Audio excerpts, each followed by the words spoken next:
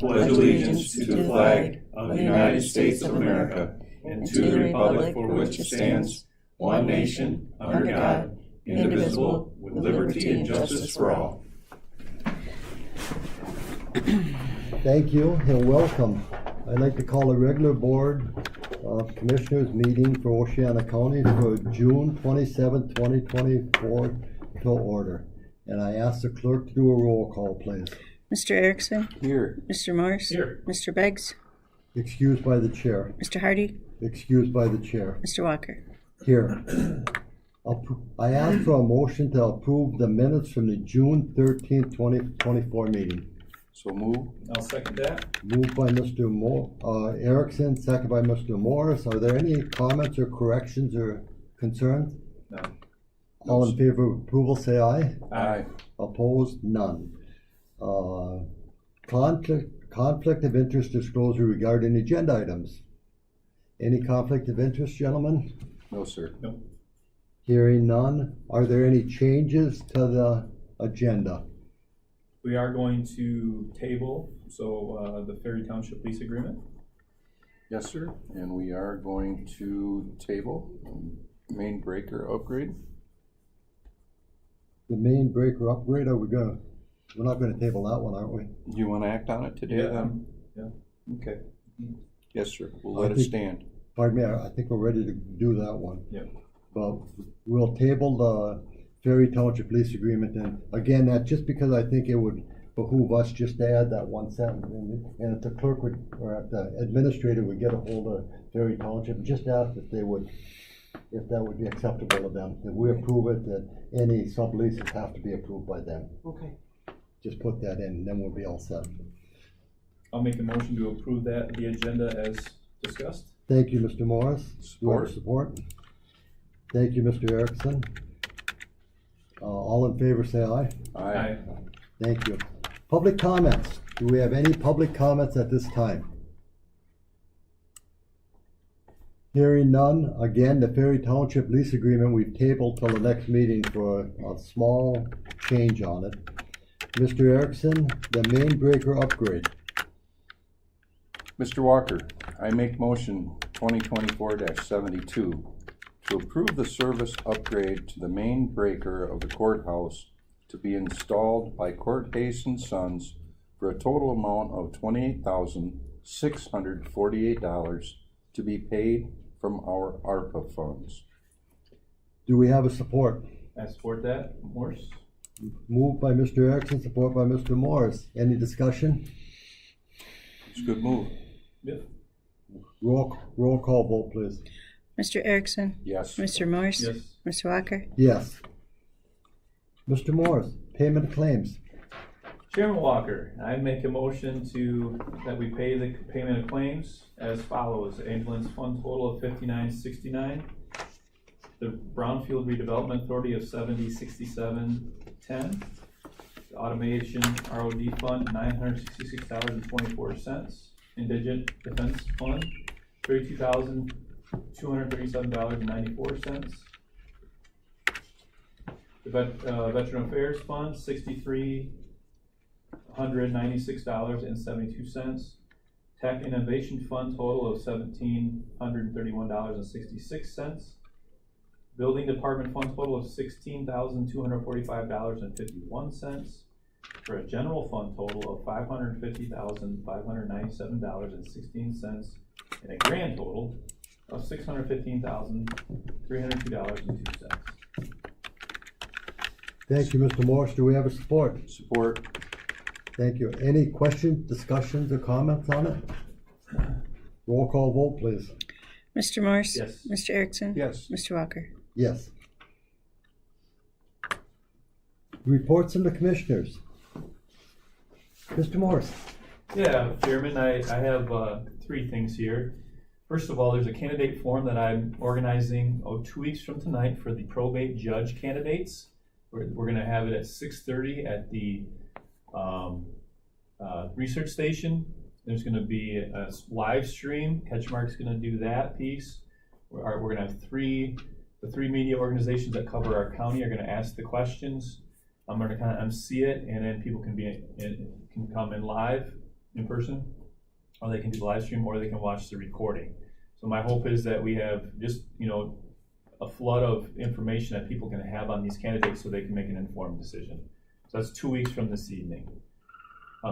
My phone I need to silence that. The Village of Shelby had have interviews for their village administrator position this past Tuesday, and then tonight they have more interviews. So we'll see where that goes. Oh, and then my last thing is, one thing that I think needs to be on our radar, and I've mentioned it to Ms. Byard this morning already, is so commissioner compensation for the next term, so 2025 to 2028, needs to be decided before the election. It cannot be changed. Maybe you're already aware of this, but it cannot be changed after the election for those entire 4 years. So if we're going to have any sort of planned increases for our fellow commissioners, whoever they end up, we're the only ones on the ballot, then that has to be set before election day. The same actually goes with the elected officials, the clerk and, no, I take that back. That's just county commissioners. So it's something we need to have on our radar and be. I believe the per diems for meetings can be adjusted.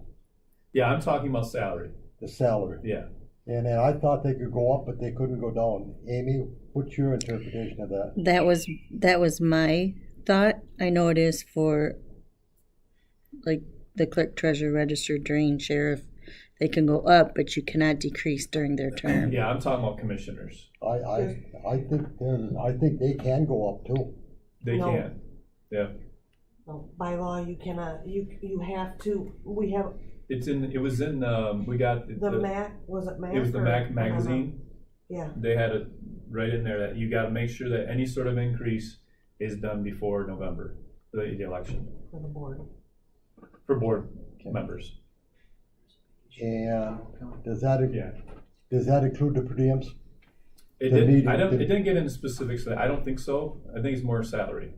You know, because for discussion purposes, I think that my personal standpoint, the salary I don't have a big concern about, but I think the per diem at $30 per meeting it hasn't changed in the last 21 or 22 years. And I think if we're gonna address anything, that per diem, should, and I thought about doing it at budget time. Let's find out, Tracy. Let's find out definitely about that per diem, because all the townships and the villages are all between $50 and $75 a meeting. Everybody else in the county is. And those of us that are on the health department or district health department or any of the other boards, all of those state boards are $50 a meeting also. And I think that's one thing that we should that we should consider. And that's all I have. Thank you for bringing it up. Yep. And let's find out about that part of it. Sure. And if any of the other commissioners, and we should let Mr. Hardy and Mr. Beggs know this discussion was brought up, that we have to, if there's going to be anything done, we have to look at it. Yep. So everybody's on the same page. Thank you, Mr. Morris. Sure. Mr. Erickson. Yes, Mr. Walker, it was really good to take the tour that we took after our last meeting. I really appreciated going out and seeing Kurt at the airport and then visiting animal control. Two very fine facilities that we should be pretty proud of. The Historical Society, we dedicated a red barn in Mears last week to Carl and Mort Wiegand. Carl was a former building inspector for our county and a good public servant and a great volunteer. So when you're headed to Silver Lake, there's a fine new red barn at our historical complex. Working right now at the county fair. We've lined up our harness racing and we're getting ready for August already. So that shows you how fast time goes. No, other than that, things are good. Thank you. A couple things. I just mentioned, you probably heard me talking to our Sheriff Mast and Administrator Bayard that next Tuesday, I'm going to have a meeting, and I certainly hope that they can attend with Dr. Hovey Williams up in her office on what West Michigan Community Mental Health can do to help us and to work with us on the opioid money we come in. We're going to have that meeting, and Mecosta County is working on a contract with District 10 Health Department to administer their opiate money. And Paul and I have asked for a copy of that contract when it gets approved. We met with Kevin Hughes at the Griswold Street building 2 weeks ago, and we've asked for a copy of that too. So, you know, I hope I'm not overstepping looking at options for this opiate money, but you know, the discussion at that community mental health was, if that money doesn't get spent, the state's probably going to recoup it. So Yeah. whatever agency, and I still wish that we would have been able to use it for what we talked about originally, and that's the nurse in the jail. But we've been told that that's not acceptable, so we're just, I'm just looking at some options to bring back. The Thursday before the Electric Forest, I spent the afternoon with Mark Meyer, and it was, you know, we met out at the facility on M20 and went through that facility, and then we had the two other people with us and actually toured the medical care facilities and talked about how triage was done at Electric Forest. This is the third time that I have been down there with Mark, and it's a very, very nice thing to do.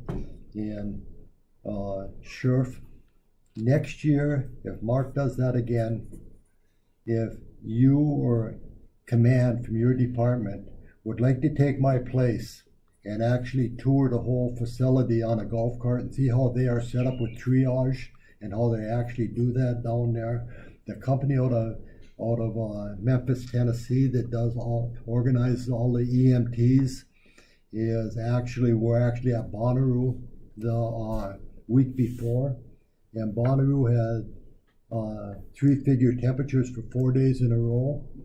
And at Bonnaroo the week before, they treated an average of 68 people an hour in their med stops. And they handled it and got through it. But Craig, let's talk about that some more. You know, you might be interested in yourself at, you know, seeing how the medical is sent up there. You know, I've been there a lot of times, but this is a completely different view for me. And it gave me a lot of peace of mind, knowing how many people, total personnel in the medical field that are down there rotating in and out is over 500. Some big numbers.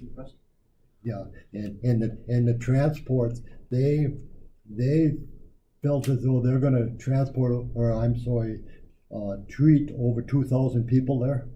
And last year, when they treated over 2,000 people, there were less than 20 that were transported off the venue.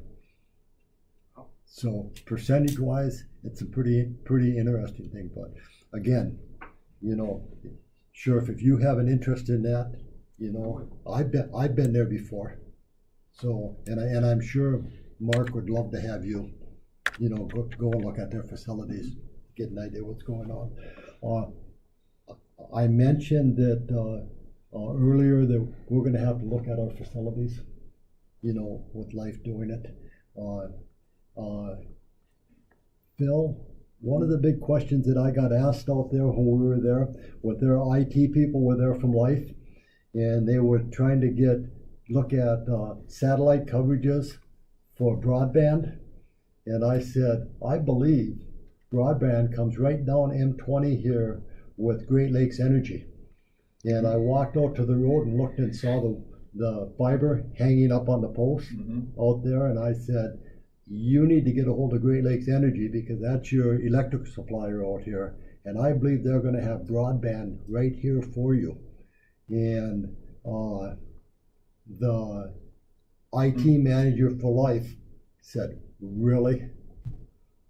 They said, you know what, how big of a deal that is for us Wow. to have broadband out here. We were looking at the satellite providers to be able to do that, and we'd much rather do it with fiber. Yeah.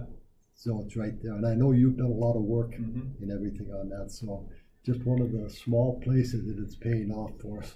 Yeah. So, are there any other reports from department heads? Sheriff? I know you guys had asked about this last week, you know, my guys were busy with a storm cleanup as well, helping with the local fire and DPWs and help work through that. We had a large complaint load that week, but we worked through most of that. The guys put in a lot of hours, but it went really well, considering what it was. So thank goodness that strong wind came through the night after the festival on Monday night Yeah. and not before, because That could have been a serious mess. my 10 acres looked like a war zone, and I went over for some people that are she's in a nursing home and he's in assisted living, and I went over and took about a 12-inch branch out of the roof of their house that went right down to the roof of their house, and it hit that area very, very hard. It could have been a disaster. We had calls out to Golden Township from a couple of senior citizens that their power was out and they were without water. So we found the sheriff's department delivering water out there. But that's just part of what we do. So we work with a lot of the citizens to try to help them get through that. When you mentioned water, the small things, when we were all in life, they went 340 feet for their well there, Yeah. and it was a dry hole Oh, at 340 feet. Anybody who puts in a well knows that was expensive. that's expensive dry hole. They had a person come in and witch it, and he moved to the other part of the building to still have their separation from the drain field, and he witched it, and he said there's water right there. And at 140 feet, there was water right there. So I didn't realize that Ferry Township had some areas that were that difficult to get water. So, but thank you, Sheriff. Any other public comments? I believe we can adjourn then.